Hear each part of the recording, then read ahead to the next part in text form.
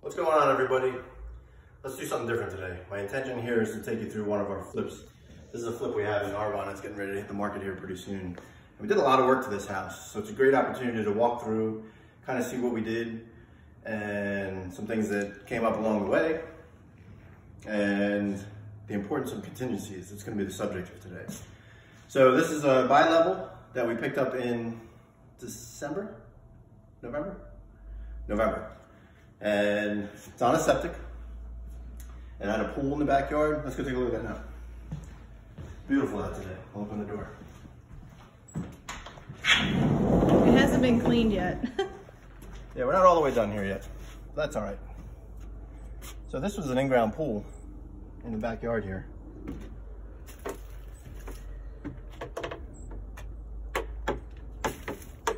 And then while we're out here, I'll show you, you don't have to scan over there, but over here was the septic system, which failed, and we knew that failed, so we had to replace that. Where the new one's gonna go is up the hill there through the trees in that grass area up on the top of the hill. So that's something that we expected to do. We weren't too sure about the pool, whether we were keeping it, not keeping it. We decided to fill it in. At the end of the day, it'll look nice with grass back here when it's all said and done. Not too wild up here. We did, this kitchen here had a wall that went from here to that wall over there, so we ended up taking that down. That wasn't a big deal at all, it wasn't load bearing, but it opened all this up to the living room, so it looks a lot bigger than it did before. It looked trapped over here. So in here we got new flooring, new everything, right? Following on through. The meat and potatoes here are gonna be in the basement. Bathroom got completely refinished. And we actually borrowed some room from the old kitchen too to make the kitchen a little bit bigger. This was where the stove is, was not really a walk-in pantry, but an open door with shelves on the side. So we decided to get rid of that to get a couple feet. Oh yeah, I forgot that. The kitchen actually stopped right where the oven starts. Forgot about that. I just remembered when I was looking in the bathroom. Here you have 3 bedrooms.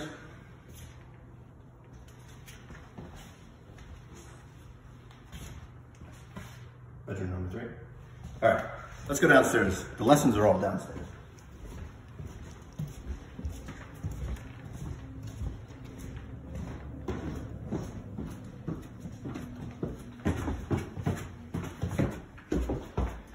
So this down here was, I guess you could call it partially finished, or it was finished at one point in time.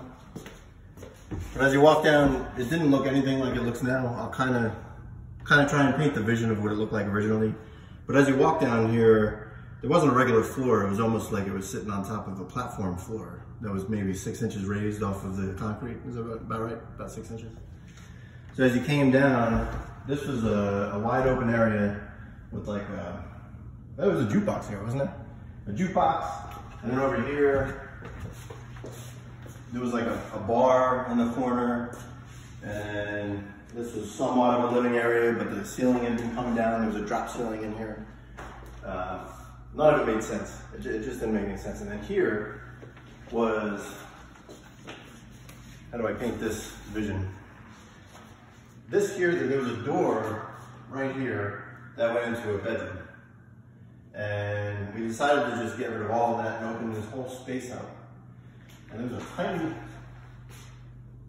tiny hallway here that you could barely walk down. And all your mechanicals were sitting right here. Can you hear me okay on that? Mm-hmm. All the mechanicals were sitting here for the water, and the furnace was sitting right here, and this was your tiny hallway, and you had a room and a room in the back. So we opened all that up. The furnace now sits in here. And this could be anything. It's made to be a bedroom. It could be a rec room, whatever you choose to do with it. Move the utilities to this side.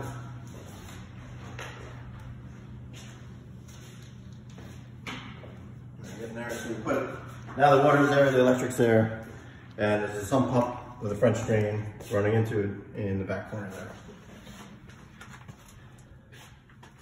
So one of the big things is, because it was partially finished down here, there was a lot of drywall and stuff like that. And if you see on the back, here, turn that on.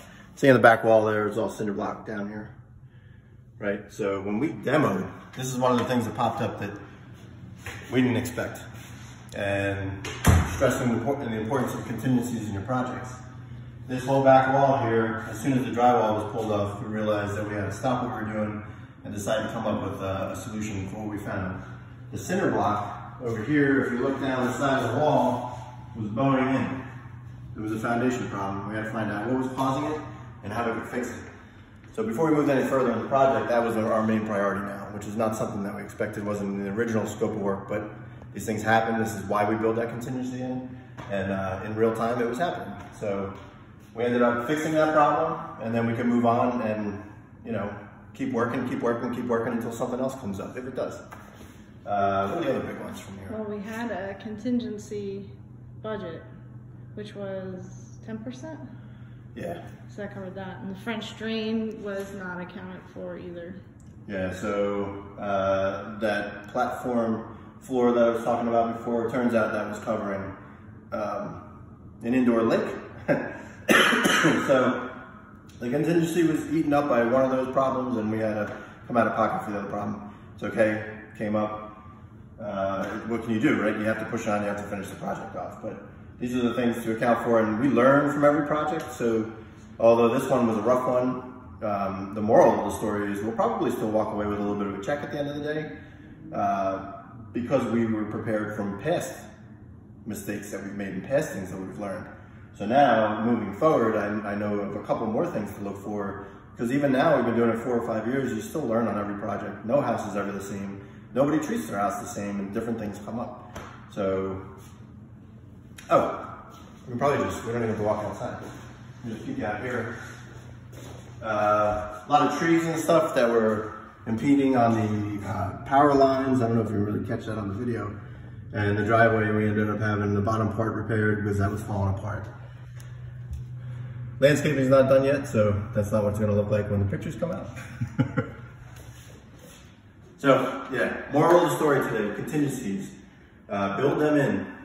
And as we go on here, I'm trying to put out content that's very specific to things you can see when you're walking through houses, things that come up along the way with projects, whether it be septic or foundation problems and things like that. Mold, I don't think we've tapped on mold yet, but we can do that in another video. As these things come up and you see them more and more, you become more familiar with them. You'll be able to build in your contingencies, well, really build in your budget strong enough that your contingency is going to start covering more and more and more. So any questions on that, please reach out to me, because this is very important. As you walk through, you don't want to like spitfire some of these numbers because they can come back to bite you. So as you're new, my recommendation would be whatever you think your budget is, like say 50,000, add 10 to 15% on top. Right. For your contingency.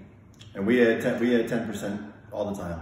15, I think, if you're new, because you might miss things. Right, there's things that you haven't seen yet that maybe we've seen now that we haven't seen when we started out. So 15% could get you most of the way, as long as you're budgeting correctly for the rest of the house, which on here, we're gonna make sure you do. So as we go on, you'll get stronger and stronger. Your budgets will get tighter and tighter, and you'll get to know your prices better. So at the beginning, don't get bit by that. Make sure you build your contingency into your budget and win at the end of the day, because that's what we're all here for.